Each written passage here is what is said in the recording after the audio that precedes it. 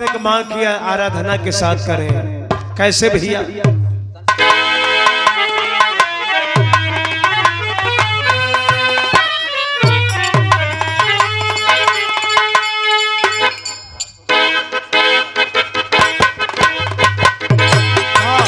बहुत अच्छे,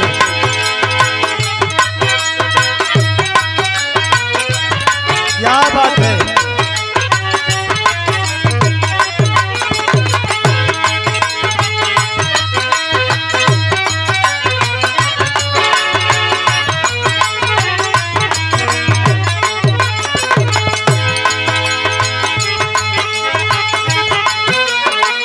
अरे वाह, जियो बाबा।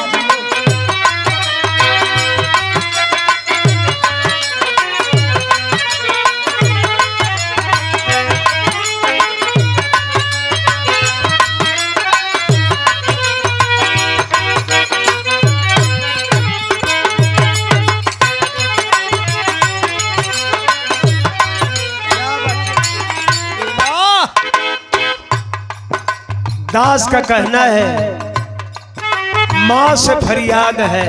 बाबा क्या? हे माई, हे माई विंध्यवासिनी, हे कलकत्ता की काली, हे जम्मू में वैष्णो देवी, हे बनारस की दुर्गा देवी। ये दास आराधना कर रहा है। कैसे कह रहा है मास्टर? कैसे?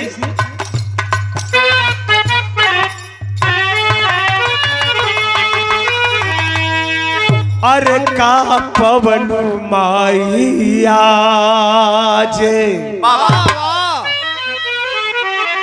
हो, का पवन माइया जे हमके भुला के। अरे का पवन माइया जे हमके भुला के। अरे बीच जदारवा में हार के कर जा समय वाइले तुम्हारी अपने हियरवा में। अरे हाय माँ,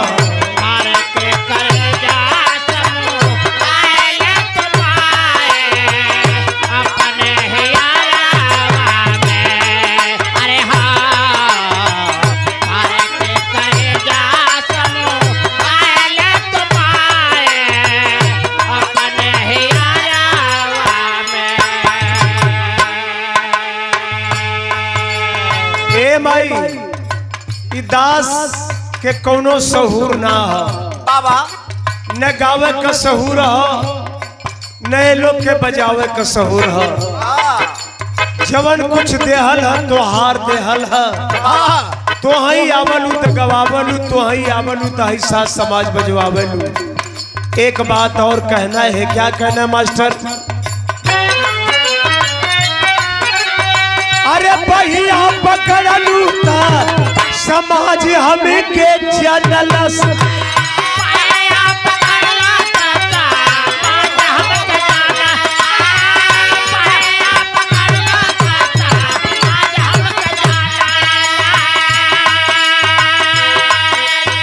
अरे भैया पकड़लू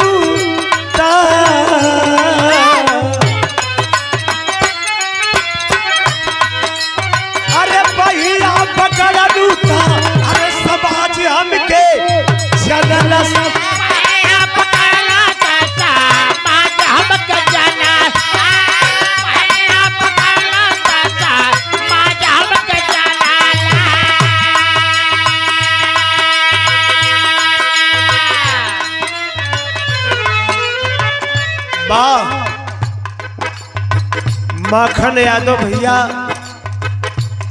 गावे के पहलवा आके दे देना 100 रुपया।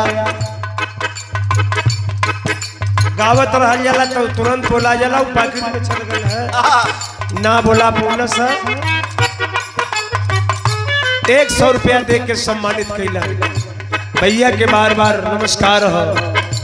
कहना है कैसे भैया? बहुत अच्छे। अरे भैया पकड़ लूटा समाज हमें के जनल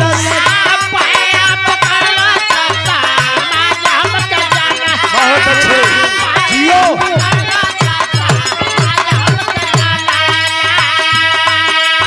अरे राई से पहाड़ एक दिन हमके बनवला के बनावा कदे हमके बनावाला। अरे लजिया के पातिया हो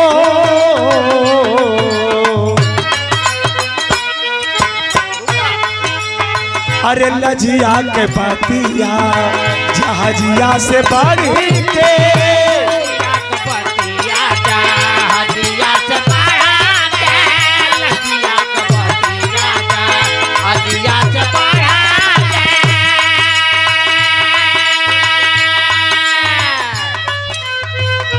श्रीमान लोरिक यादव नागनाथ हरिया से इस ऐतिहासिक धरती से पुष्पहार और 200 रुपए दे करके सम्मानित किए हैं। लोरिक भैया के बार बार प्रणाम, हर भैया लोगों के नमस्कार प्रणाम। कैसे कहना है? अरे लजिया के पतिया जहाजिया से बढ़ी के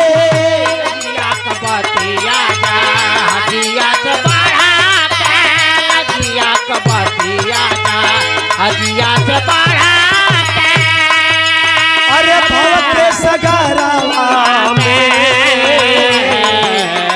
हार के करे जा समय वही तुम्हारी अपने यारवा में। अरे हाय माँ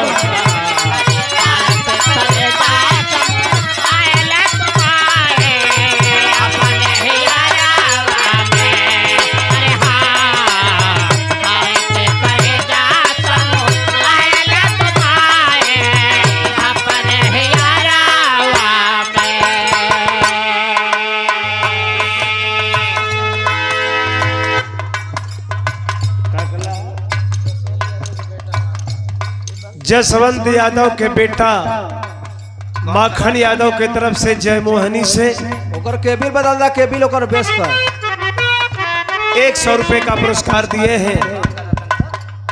हमारे तरफ से भैया को नमस्कार है। वाह। दूसरी लाइन में कहना है माई जैसे रोज आवनु गवावनु वही तरह से आजो गवावा नहीं है तना भैया लोग बैठल है तना भैया लोग बैठल हुआ।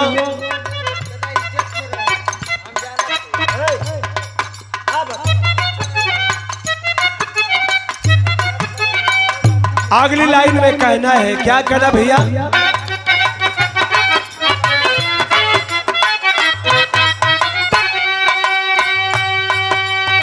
बिरहा ना शुरू भइल वंदना ना भइल तब ले लोग शुरू कर दे। क्या बात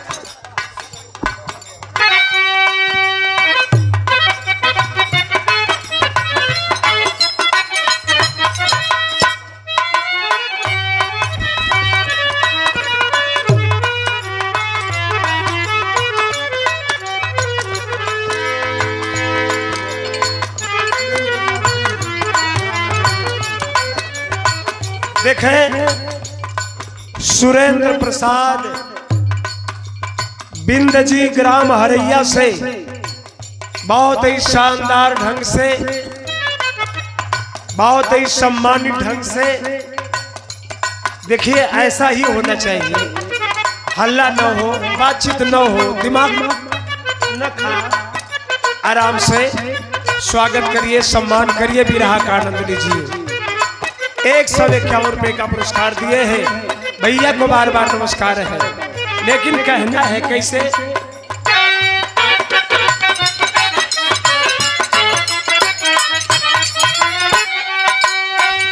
कृष्ण के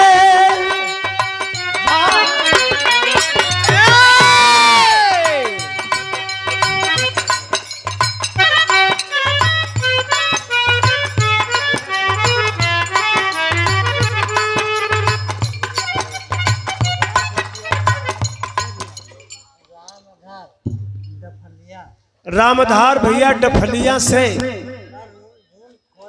अच्छा आप अल्लाह कला मलवा पटक के चल गिला। अच्छा अच्छा देखली है अपने बूते ना हुआ। ठीक है भैया। हाँ भैया के तरफ से ये पुरस्कार मिलल 50 रुपया। खैर कोनो बात ना, ठंडा का मौसम है, मौज मस्ती है, कोनो नाराजगी ना है। अब आई तुम लाउड स्पीकर और बिरहा में हमन तालमेल बैठावे के चक्कर में है, तनी रिदम मिले, तनी हमन लोग लय में आवल जाए, तब गाना बजाना का कार्यक्रम व्यवस्थित हो। वही में जो न हो कोनो नाराजगी ना हो। आप लोग पंच परमेश्वर हुआ, काली ना कि राम दो बुल्लू बनावा, लोग तनके में उल्लू बना देगा।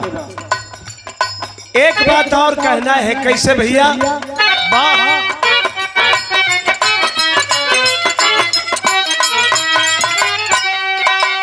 अरे कंस का विध्वंस कई के कृष्ण का पूजा बलू।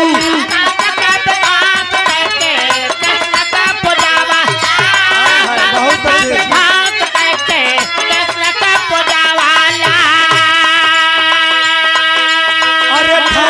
आकाश के प्रकाश से सजवलो, आकाश से सजवलो।